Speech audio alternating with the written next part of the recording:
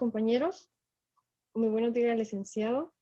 Es un gusto el poder estar aquí presentes, dándole a conocer el tema el cual nos corresponde hablar, el cual es la prueba. Nosotros somos el grupo número 3 y a continuación les diré el nombre de los integrantes de mi equipo.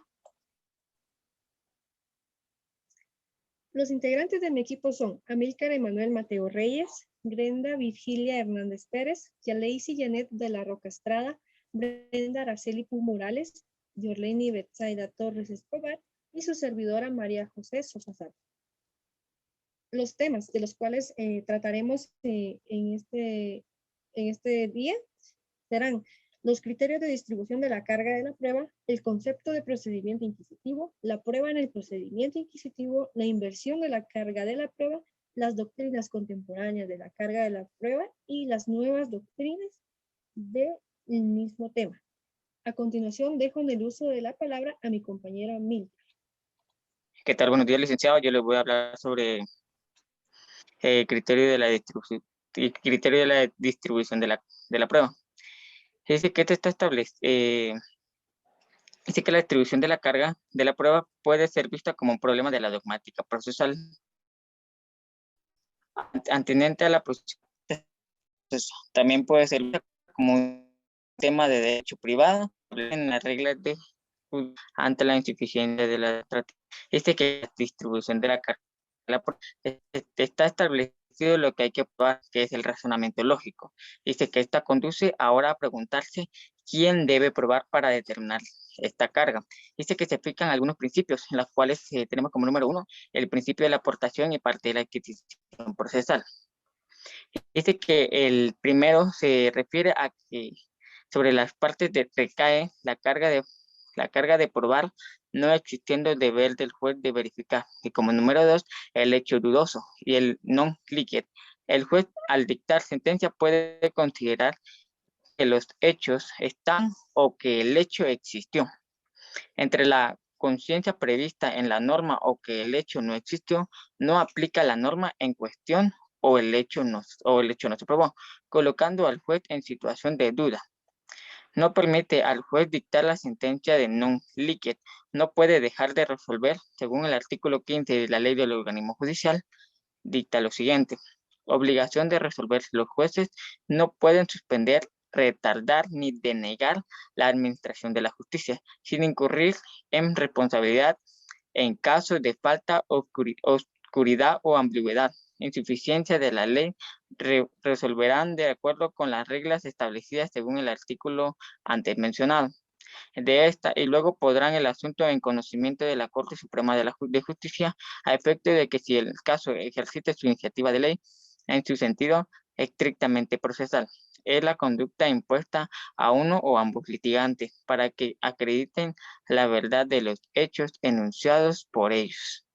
Dice que los autores sostienen que corresponden a las partes de la prueba de sus afirmaciones, pero no se han discutido si esto constituye o no una obligación. Dice que la opinión más difundida de la prueba constituye una carga para las partes, pues si no se producen estarán sometidos a las consecuencias de dicha omisión. Por la prueba es la condición para la admisión de las pretensiones de la parte. Cuando las partes aportan suficientemente pruebas, no hay problema, porque para el fallo del no hay problema para el juez, al dictarlo. De lo contrario, el juez debe apreciar a quien corresponda probar la distribución de la carga de la prueba, de acuerdo a la teoría de los hechos constitutivos y extintivos o modificarlos o implícita. Dejo en el uso de la palabra a mi compañera Janet de la Roca. Compañeros, licenciado, yo me voy a referir o les voy a hablar un poco sobre qué es el procedimiento inquisitivo. En Guatemala se utiliza el procedimiento acusatorio, pero también existe el procedimiento inquisitivo, y es aquel procedimiento donde el juez, a través de su oficio, se encarga de poder averiguar los delitos y asimismo conllevar a una acusación. El procedimiento inquisitivo se dice que surgió en Roma, y se consideraba que era un procedimiento un poco cruel, ya que muchas veces violaba las garantías individuales de las personas, así como también no era parcial, ya que las personas con niveles económicos bajos les implementaban penas a veces graves o gravísimas, y a personas de nivel económico alto le daban penas un poco un poco leves, y esto se consideraba un poco malo en dicho tiempo. También el procedimiento inquisitivo es aquel donde el juez o los magistrados son permanentes, ya que el juez es el único que puede poder investigar, acusar, dirigir y juzgar dentro de un proceso penal. Como todos ya sabemos, en Guatemala el que se encarga de poder investigar o recaudar pruebas es el Ministerio Público, pero porque nosotros adoptamos en el sistema acusatorio, ya en el sistema inquisitivo, en el procedimiento inquisitivo, es el único que tiene la facultad, es el juez, de poder llevar dichos casos. El procedimiento inquisitivo utiliza 3 principios, el cual es confiable, no contradictorio y secreto y escrito. Son procedimientos bastante interesantes, y en palabras más específicas o para que quede más claro, el procedimiento inquisitivo es aquel que le da únicamente la facultad eh, al juez de poder investigar y dirigir dentro de un proceso penal. Él inicia y él lo culmina con una sentencia. En este caso, el Ministerio Público solo es un espectador más porque no puede intervenir en dichas acciones, ya que el único facultado es el juez o los magistrados. Les agradezco mucho su atención. Ahora cedo la palabra a mi compañera Glenda Hernández. Muy buenos días a cada uno del procedimiento inquisitivo. ¿Han escuchado en algún momento ustedes cuando se habla de esa persona es inquisitiva, ese juez es inquisitivo, o tal compañero es que verifica y averigua de todo?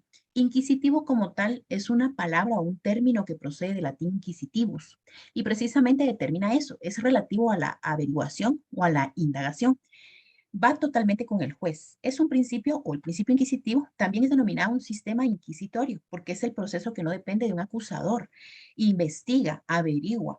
En la siguiente diapositiva vamos a poder observar ciertos paradigmas, pero paradigmas que se dan en el sistema inquisitivo y también en el sistema acusatorio. Por una parte, el sistema inquisitivo refiere a que todos los casos van a los tribunales de justicia. La víctima participa muy poco y no se le toma en cuenta. No existe un debido control en el cumplimiento de las sentencias. Eso es por la parte inquisitiva. Por la parte del sistema acusatorio, lo contrario. Existe un método alterno a la resolución de conflicto. Pero aquí de este lado, la atención sí se le da directamente a la víctima. Y también un juez se especializa en el proceso como tal y da cumplimiento de dicha sanción. Asimismo, podemos verificar en la siguiente diapositiva la prueba como tal en relación al procedimiento. ¿Han escuchado ustedes, o lo voy a tomar como un ejemplo, administrativamente? Cuando nosotros en algún momento faltamos a nuestro trabajo por alguna situación de salud, inmediatamente nos solicitan evidencia o una prueba que manifieste nuestra ausencia dentro de la misma. Eso es de forma administrativa, pero si nosotros lo llevamos al ámbito legal, la prueba se establece de esa misma manera. Es la evidencia que determina o es el objetivo o el blanco determinado sobre ese procedimiento de cómo para poder afirmar o negar la existencia de criminalidad se necesita establecer en el procedimiento y tener esas pruebas como marco jurídico en esa proposición penal. Esto también lo establece o lo describe Lindquist en el año 2016 en su libro. En la siguiente diapositiva podemos observar algo muy importante. El sistema inquisitivo es todo el sistema procesal donde el juez procede de oficio, pero determina en 3 aspectos muy importantes: en la búsqueda de información, en la recolección de estas evidencias y sobre todo en darle un valor importante a cada evidencia para que se determine a favor o en contra. Lo mismo dice este autor, Lindquist, indica, llegándose al juicio después de una instrucción por escrito y de forma secreta de la que estarían excluidos o limitadas las contracciones y los derechos de la defensa, o sea, las pruebas. En la siguiente, el inquisitivo, hay 3 aspectos muy importantes dentro de esta prueba. El juez de instrucción. ¿En qué consiste eso?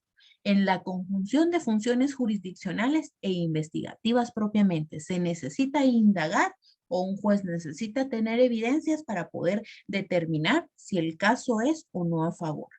Pide pruebas y fija puntos de pericia, o sea, peritos de parte y de oficio. pero por otro lado también el contacto es con el juez directo y es formal por escrito a través de notificaciones. Y también existe un fiscal, un defensor y el perito como auxiliares de justicia. Por otro lado, nos vamos a la formalización de la instrucción.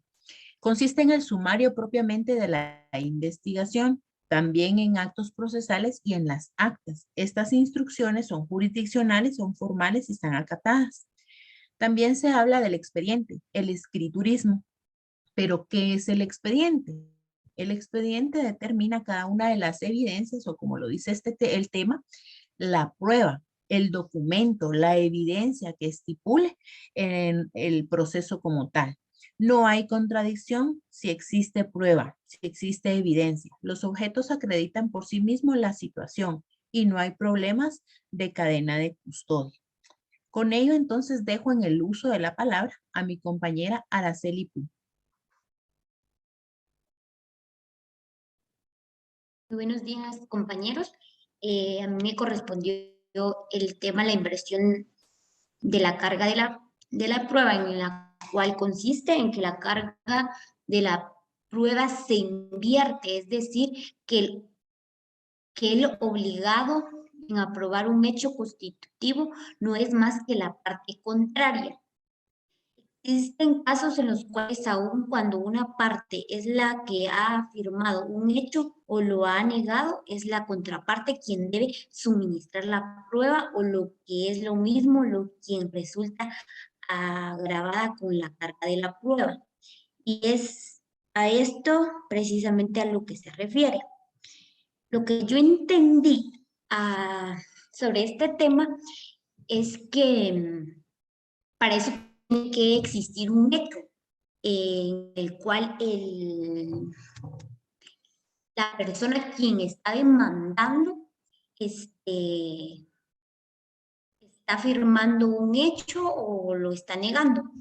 Es la contraparte quien debe suministrarla, dice, la prueba o lo que es lo mismo, la que resulta agravada con la carga de la prueba. Lo que comprendo yo acá es que quien va a utilizar este método va a ser la persona con la cual es la parte acusatoria. El efecto de la presunción es librar a la carga de la prueba a quien ella beneficia, dando por existente el hecho presumido, como siempre que haya acreditado el hecho que sirve para antecedente. También menciona cuáles son las reglas y criterios para la aplicación de la inversión de la regla.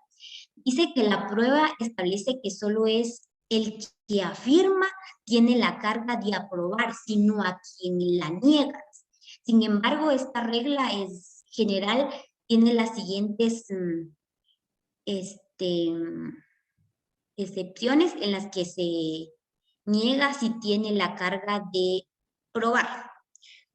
La primera sería cuando la negación envuelve la afirmación expresa de un hecho.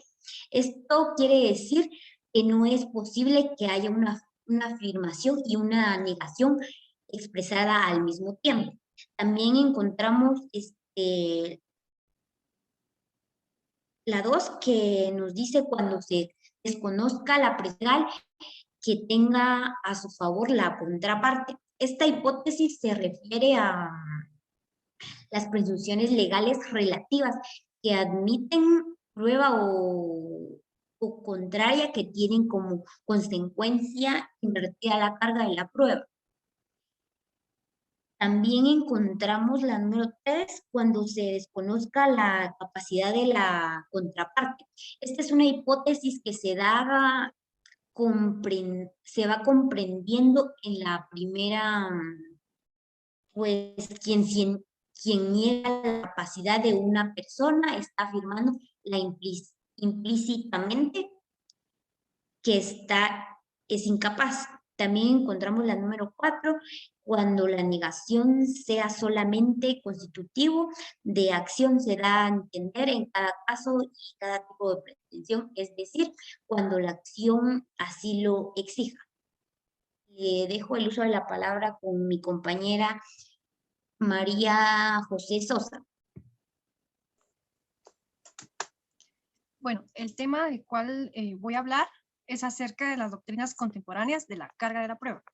Y para ello les puedo decir de que existen diversos autores, pero me voy a basar en algunos y en algunos periodos de la época romana, como lo podría ser el periodo formulario romano, lo que plasma Marciano, lo que plasma Papiniano, Celso y lo que está escrito o en lo que se basó la prueba germánica.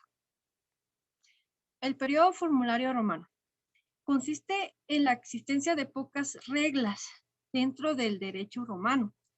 Prácticamente ellos se funcionan en un sistema en el cual se podrían convencer de manera libre y mutua entre el imputado con la persona a la cual se le imputaba, ¿verdad? Con cierto aspecto o cierto delito que cometió. Entonces era más hablar acerca de la oralidad y del convencimiento que tenía uno por parte del juez o por parte de la persona de la cual se encargaba de dictar sentencia.